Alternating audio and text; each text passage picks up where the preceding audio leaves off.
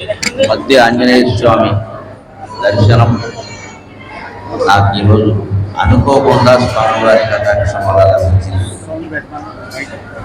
ఈ స్వామి ప్రత్యేకమైన రూపంతో వెలసిల్లుతున్నాడు. మీరు అందరూ గమనించండి.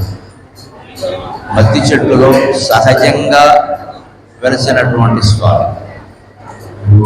చెట్టులో వెలవడంలో స్వామి ఉద్దేశం ఏమిటంటే, ఎండిపోయిన చెట్టు కూడా వందల పక్షులకు ఆశ్రయిస్తుంది. మీరు లోకంలో గమనించండి. ఎండిపోయిన చెట్టు కూడా శిశిర ఋతువులో అన్ని ఆకులు రాలిపోయి ఇంకా మూడైపోయింది ఈ చెట్టు అనుకుంటే, ఆ చెట్టు మీద ఆకుల సంఖ్యతో సమానంగా పక్షులు ఉన్నాయి. ఇక చిగురించి ఫలించేటువంటి చెట్టు ఎంతమందికి ఆశ్రయిస్తుందో తెలియదు. అలాగే మద్ది చెట్టులో వెలిసి నేను మీకు అందరికీ ఆశ్రయం ఇస్తాను, రక్షణ కలిగిస్తాను.